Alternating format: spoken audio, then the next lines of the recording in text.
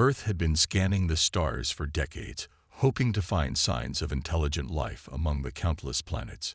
On a quiet Tuesday morning in July 2035, they finally got their answer. The signal came without warning. Every radio telescope, satellite dish, and communication system on the planet simultaneously received the same transmission. Static cleared to reveal a humanoid figure with iridescent skin and eyes that seemed to contain galaxies. People of Earth, the being spoke in perfect English. I am HFY, ambassador of the Galactic hegemony. Your civilization has been observed since your first radio transmissions. The time has come for evaluation. In Washington, D.C., Commander John Ellis of the North American Defense Coalition was rushed from his bed to an underground facility. His weathered face showed no emotion, but his knuckles turned white as he gripped the edge of the conference table. What do they want? He asked the room full of scientists and military personnel. Dr. Karen Reeves, the coalition's lead xenolinguist, shook her head.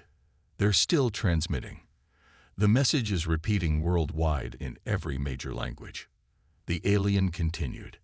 The hegemony governs 10,000 worlds across this galactic arm. Civilizations that prove their worth join our collective. Those who fail remain isolated until their next evaluation cycle.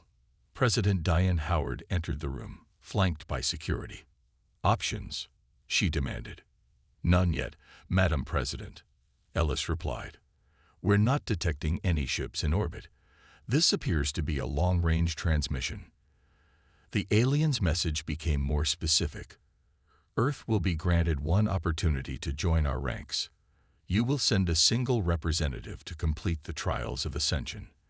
Success means acceptance into the hegemony and access to technologies beyond your imagination.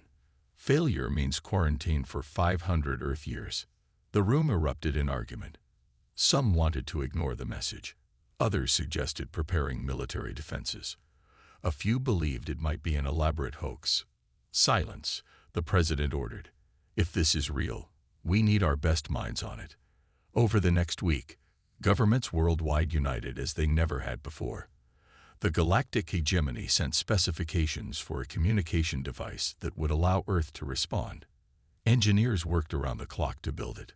When the device was activated, Ellis and the president stood before it with a carefully crafted response.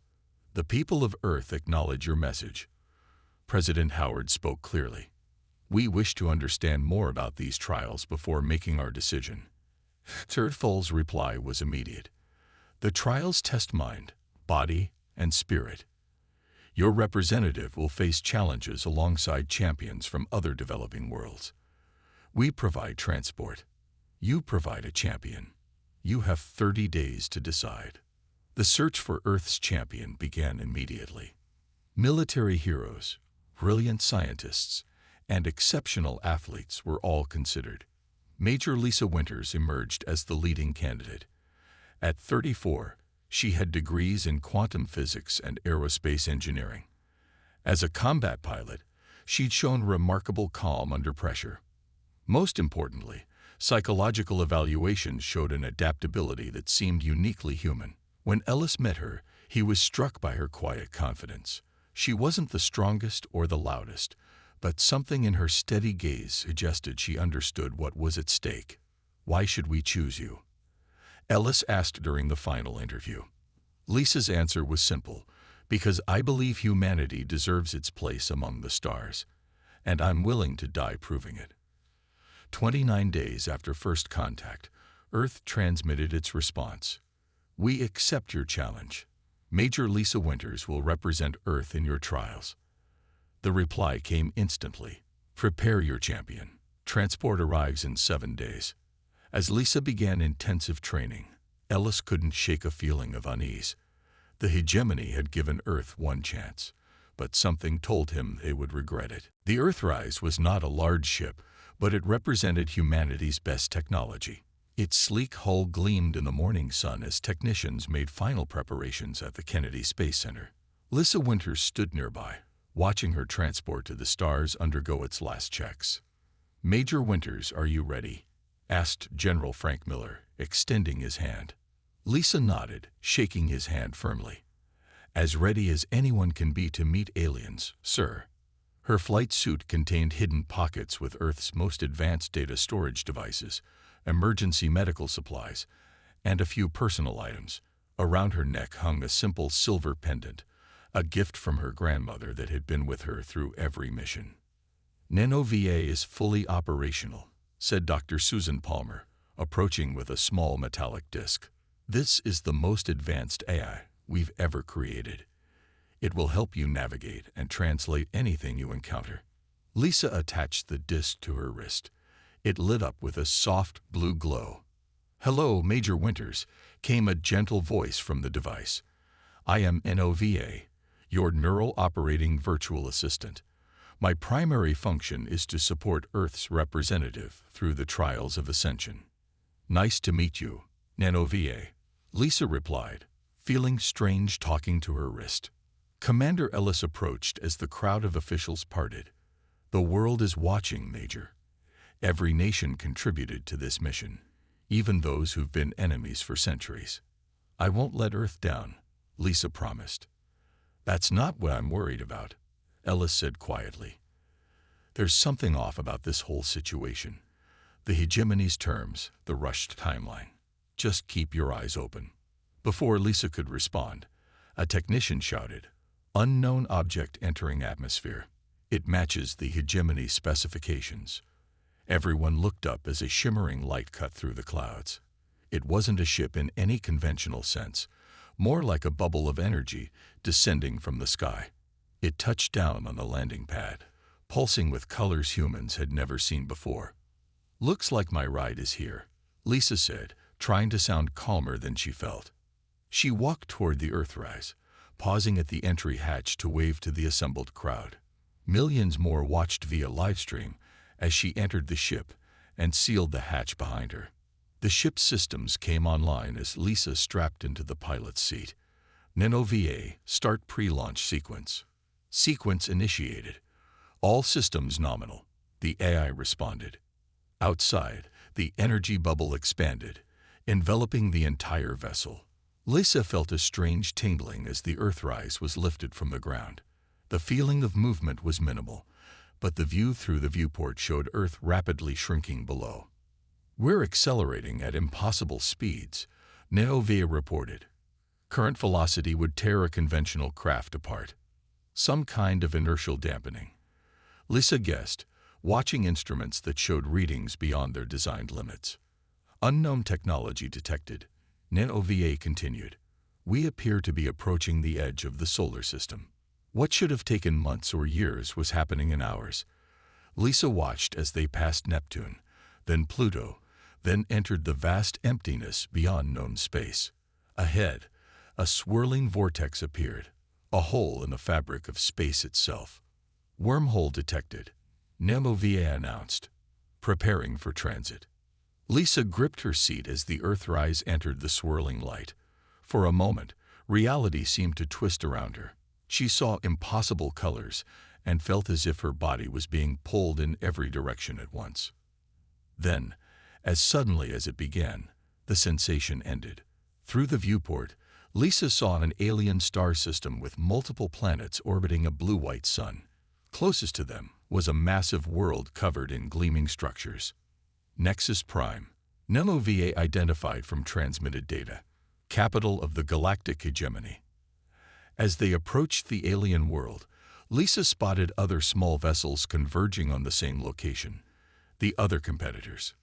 Beginning descent, NanoVA announced as the Earthrise was guided toward a massive docking structure. Lisa took a deep breath. Let the games begin. Lisa stood with 11 other beings in a vast chamber with walls that seemed to shift like liquid metal. Though they varied in size, shape, and color, all wore the same bewildered expression. Some had tentacles instead of arms, others multiple eyes, but all seemed equally confused by their surroundings. "Welcome, champions," announced Exerthal, appearing on a platform above them. "You represent worlds seeking admission to the galactic hegemony. The first trial begins now." The floor beneath them suddenly disappeared. Lisa felt herself falling, then floating in a space filled with swirling colors and geometric shapes. The other competitors had vanished. The trial of mind tests your problem-solving abilities. HFY's voice echoed around her. Navigate the psychic labyrinth to prove your worth. Lisa found herself standing on a small platform. Ahead stretched an impossible maze of floating pathways that twisted in ways that defied physics. Some paths phased in and out of existence, while others split into multiple branches. NanoVA. Analysis. Lisa whispered. The labyrinth appears to be both physical and mental. The AI responded. Your thoughts influence the paths. Lisa took a cautious step forward. The path solidified under her foot. Another step, and the maze shifted slightly. She realized the labyrinth was responding to her fears and doubts. Interesting, she murmured. It's testing psychological resilience, not just intelligence. For hours, Lisa navigated the ever-changing maze. Each junction presented not just a physical choice but a mental challenge.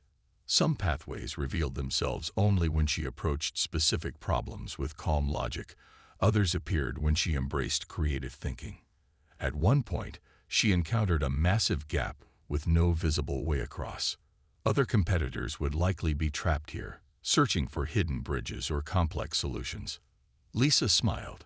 Sometimes the simplest answer is best.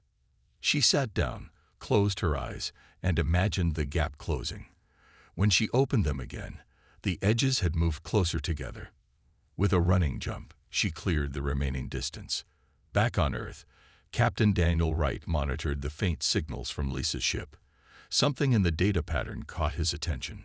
"Sir," he called to Commander Ellis, "I'm detecting coded information embedded in the transmission stream." Ellis leaned over the console. "What kind of information?" "It looks like they're scanning Major Winter's brain while she completes these challenges. They're collecting data on human problem-solving." "Keep monitoring," Ellis ordered. "Find out what they're really after." Meanwhile, Lisa reached what appeared to be the center of the labyrinth. A crystalline structure hovered before her, constantly rearranging itself into increasingly complex patterns. "The final challenge," NanoVA explained. "You must predict the ultimate configuration." Lisa studied the shifting crystal. Every competitor would approach this differently, using the problem-solving methods of their species. But something felt wrong. There is no correct answer, she suddenly realized. It's designed to be unsolvable. Rather than attempting to solve the puzzle, Lisa reached out and touched the crystal. "I reject the premise of this challenge." The crystal froze, then shattered into thousands of glittering fragments. The labyrinth dissolved around her, and Lisa found herself back in the chamber with HFY and 6 remaining competitors. The others had failed. "Fascinating," HFY said, studying Lisa with newfound interest. The human recognized the true nature of the test. A large alien with rocky skin and 4 arms approached Lisa. "I am Kralvor," he rumbled in a deep voice. "You think differently than the others. This is good." Lisa nodded respectfully. Sometimes our perceived weaknesses are actually strengths. HFY's eyes narrowed slightly. "Half of you have advanced to the next trial. Return to your quarters and prepare. Tomorrow tests your physical capabilities." As Lisa left the chamber, she noticed hegemony officials watching her with what looked like concern. They hadn't expected a human to pass, and they certainly hadn't expected her to pass by breaking their rules. Lisa woke before dawn to find new clothing waiting for her, a sleek bodysuit that adjusted to her form when she put it on. The material felt thin yet surprisingly sturdy. Material analysis indicates adaptive nanofiber with thermal regulation properties, NanoVA reported from her wrist device. Similar to Earth's most advanced combat gear, but centuries more advanced. When Lisa entered the preparation chamber, she found the remaining competitors already gathered. Compared to her new ally Kralvor, who stood nearly 8 feet tall with rock-like skin, she looked painfully fragile. The other aliens were equally impressive, one with tentacles that moved like liquid metal, another with translucent skin revealing multiple hearts, and 2 more with physical adaptations that suggested tremendous strength and speed. HFY appeared on a hovering platform. The trial of body tests your physical limits and survival instincts. You will traverse the deadlands of Nexus Prime, a region untamed by even our technology. A massive door opened, revealing a harsh landscape of razor-sharp rock formations, bubbling chemical pools, and hostile vegetation. In the distance, storm clouds flashed with unnatural colors. The journey is 50 kilometers. Reach the beacon within 1 planetary rotation, or fail. There is one path that leads to success. HFY pointed to a faint light pulsing on the horizon. Begin. The competitors rushed forward. Lisa held back, watching as they charged ahead with superior speed and strength. "They expect me to fail," she murmured. "Human physiology is considered inadequate by hegemony standards," HFY confirmed. "They rank Earth among the physically weakest worlds." Lisa smiled. "Then let's use that to our advantage." Rather than following the others, she climbed a nearby rock formation for a better view. The landscape was even more treacherous from above. What looked like solid ground was actually thin crust over boiling chemical pools. The direct route is a death trap, she realized. HFY, can you map the temperature variations and density patterns? Processing. There appears to be a narrow but stable path following the higher ground to the east. Lisa carefully made her way along the ridge. The alien environment worked against her. Lower gravity made jumping easier but landing harder to control, and the atmosphere was slightly thinner than Earth's. But she adapted quickly, conserving energy while maintaining steady progress. Hours later, she heard a rumbling cry for help. Below, she spotted Kralvor trapped in a sinkhole of quicksand-like material. The other competitors had gone ahead, leaving him to his fate. Lisa could continue on her safer route or risk helping him. After a moment's hesitation, she began climbing down. "The probability of both of you surviving is low," HFY warned. "Sometimes you need to take risks that don't make logical sense," Lisa replied. She reached the edge of the sinkhole and extended her climbing cable to Kralvor. Though she couldn't possibly pull his massive weight, she helped guide him to use the cable as an anchor to pull himself free. "Why help me when I am your competitor?" Kralvor asked once he was safe. "Because that's what humans do," Lisa replied simply. "Besides, I could use your help crossing that." She pointed to a ravine ahead that looked too wide for her to jump. They formed an alliance of necessity. Kralvor's strength and Lisa's strategic thinking complemented each other perfectly. When they encountered one of their competitors dead from a venomous plant, Lisa felt vindicated in her cautious approach. Back on Earth, Dr. Amy Powell made a disturbing discovery while analyzing the data Captain Wright had collected. "Commander Ellis, the hegemony isn't just observing Lisa. They're scanning the competitors for genetic and biological information. This isn't just a competition, it's a harvesting operation." Meanwhile, Lisa and Kralvor reached the beacon just as Nexus Prime's strange sun was setting. Only one other competitor had arrived before them, the being with liquid metal tentacles. HFY appeared, his expression unreadable. 3 advanced to the final trial. The trial of spirit begins tomorrow. Lisa caught the unmistakable look of surprise in the alien's eyes. The hegemony had never expected a human to make it this far. Lisa stood alone in a perfectly white room. No doors, no windows, no visible boundaries. This final trial had begun differently than the others. Each competitor had been separated immediately. "The trial of spirit is the most important test," HFY's voice announced from nowhere and everywhere. "It will reveal your deepest fears, your truest nature, and whether your species deserves a place among the stars." The white room dissolved, replaced by a perfect simulation of Earth. Lisa found herself standing in her childhood hometown. Everything looked normal, peaceful, until the sky darkened with thousands of alien ships. "This is what failure means," HFY's voice explained as weapons of unimaginable power rained down on the planet. Lisa watched in horror as cities were vaporized, Oceans boiled away, and the very crust of the earth cracked open. Though she knew it was a simulation, the sight of her world dying felt unbearably real. "This is manipulation," she said through gritted teeth. "You're trying to break me with fear." The scene shifted. Now she stood before the United Nations as Earth's victorious champion. World leaders applauded as she was given medals and honors. Humanity celebrated its new place in the galaxy. "And this is what success brings," HFY continued. "Glory, advancement, technological wonders beyond imagination." But Lisa noticed something wrong in the eyes of the people. A blankness, a submission that wasn't human. This wasn't victory. It was surrender disguised as triumph. "NOVA," she whispered, "are you detecting anything unusual about this simulation?" "Affirmative," the AI responded quietly. "There are data extraction protocols embedded in the neural interface. They are scanning your responses at a fundamental level." The simulation shifted again. Now Lisa watched as human scientists eagerly shared Earth's biological diversity with hegemony representatives. Plants, animals, microbes, all cataloged and taken away to alien laboratories. "Wait," Lisa said, understanding dawning. "This isn't about whether we deserve to join you. This is about what you can take from us."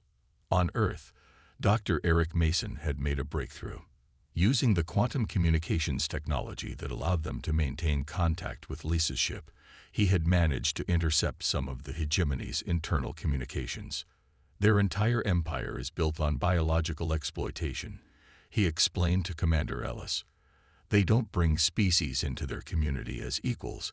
They harvest unique evolutionary traits to enhance their own civilization. The trials are designed to identify valuable biological adaptations under stress." "Can we warn Lisa?" Ellis asked urgently. "I'm trying," Mason replied, fingers flying over his keyboard.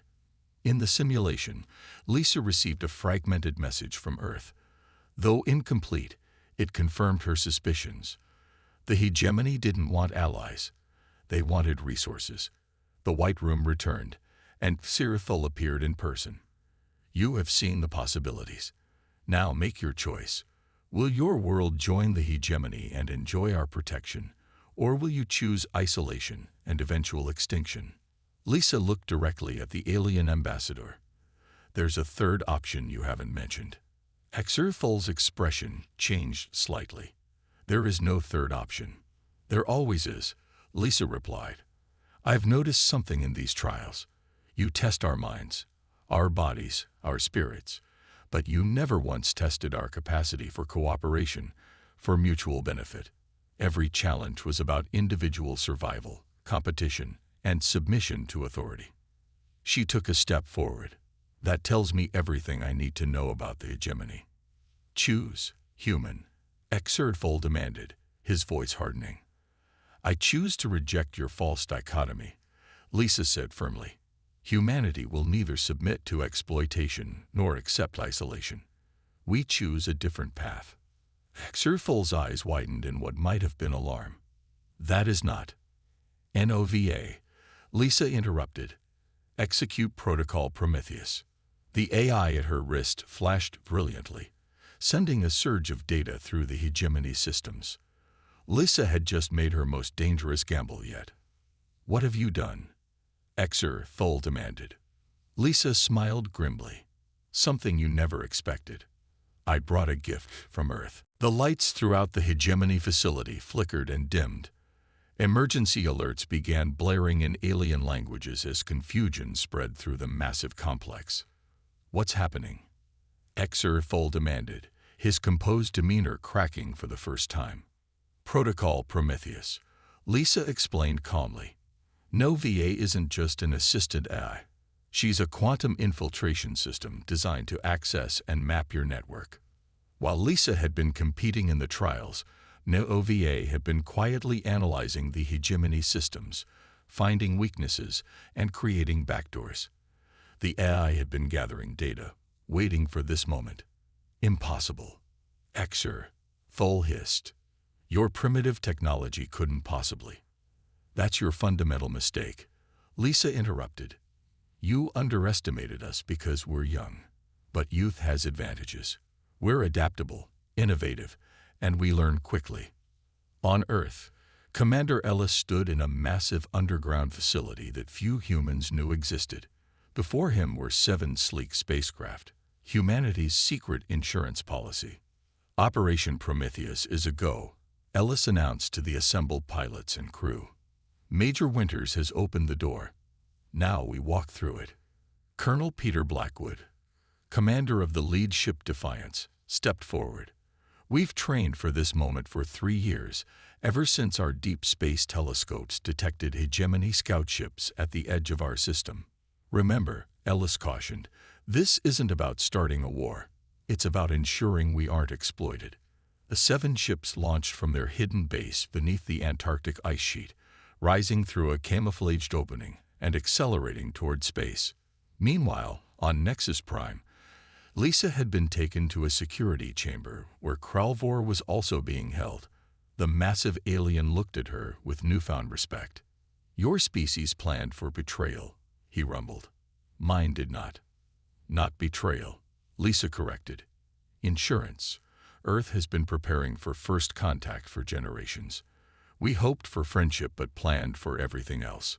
NanoVA continued to spread through the hegemony systems, systematically disabling security protocols and revealing the truth about the trials of ascension. The AI accessed the central communication network and began broadcasting to all competing worlds. Attention all civilizations, NanoVA announced in thousands of languages simultaneously. The galactic hegemony has deceived you. The trials are not tests of worthiness, but evaluations of exploitable biological and intellectual properties. See the evidence for yourselves. The broadcast included hegemony records showing how they had systematically harvested unique traits from primitive species for thousands of years, using the trials as a sophisticated screening mechanism. HFY burst into the holding cell, flanked by security drones. Stop this immediately. You have no idea what you're doing. I know exactly what I'm doing, Lisa replied. I'm giving everyone a choice. Alarms blared as the facility's sensors detected approaching ships. The hegemony's defense systems should have prevented any unauthorized vessels from reaching Nexus Prime, but NanoVA had temporarily disabled them. More human ships? HFY asked in disbelief. And not just humans, Lisa said, nodding toward a nearby display screen showing vessels of various designs approaching. Looks like some of the other competing worlds had contingency plans too. Colonel Blackwood's voice came through on an open channel.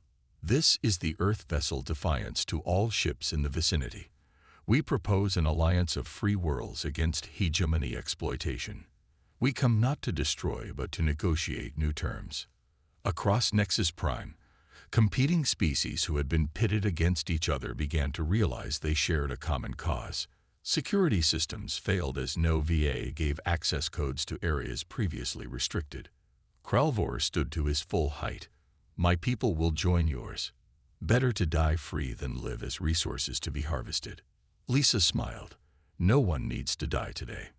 She turned to HFY, whose iridescent skin had paled considerably. The hegemony gave Earth one chance to prove ourselves.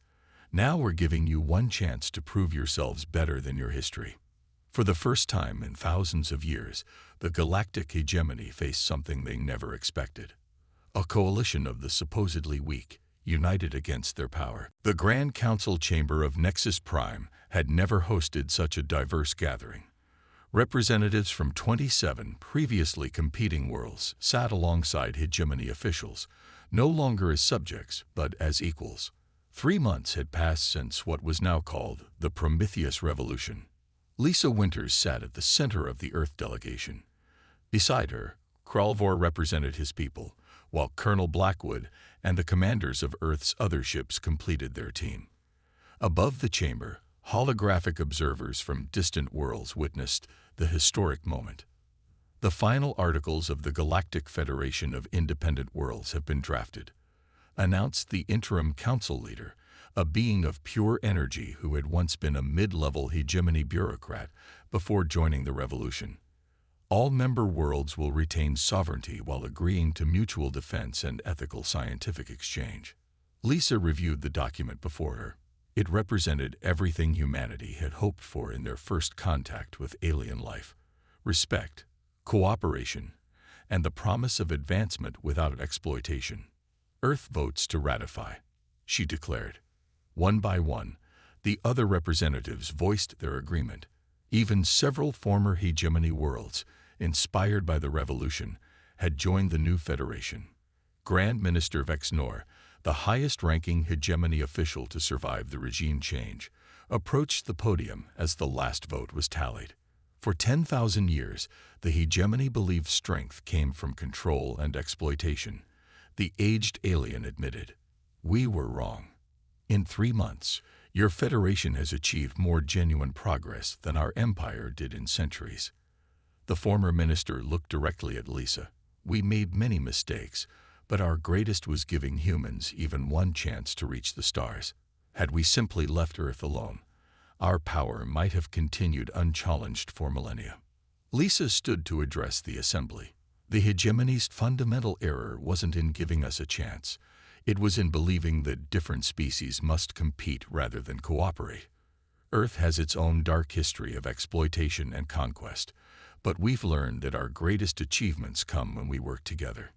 The chamber erupted in approving sounds from dozens of different species. The Federation was born. 2 weeks later, Lisa stood on an observation deck overlooking Nexus Prime's vast cityscape.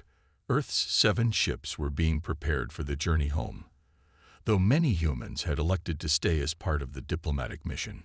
Commander Ellis joined her at the viewport. He had arrived with the second wave of Earth ships after the revolution.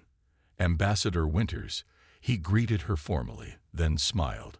"Still getting used to saying that." "I'm still getting used to hearing it," Lisa admitted.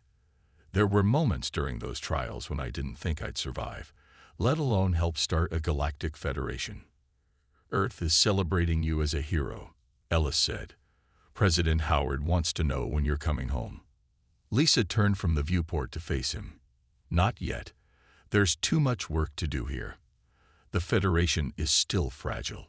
Some hegemony worlds remain hostile, and we've barely begun to explore the full potential of cooperative research." Ellis nodded, understanding. "What about NOVA?" "The technical teams are eager to study how she managed to infiltrate such advanced systems." "NOVA has evolved beyond her original programming," Lisa explained.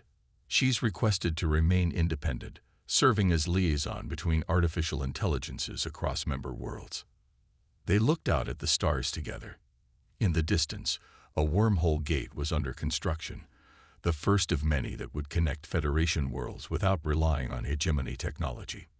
"We did it," Ellis said quietly. "We found our place among the stars." Lisa smiled. "This is just the beginning. The hegemony thought they were testing us, but we were really testing ourselves. And now we know, humans don't just belong in the galaxy. We can help make it better." As night fell on Nexus Prime, lights from thousands of different ships twinkled as they moved through the space above the planet. Among them, vessels from Earth, once considered primitive, now traveled freely, no longer visitors but full citizens of a new galactic community they had helped create.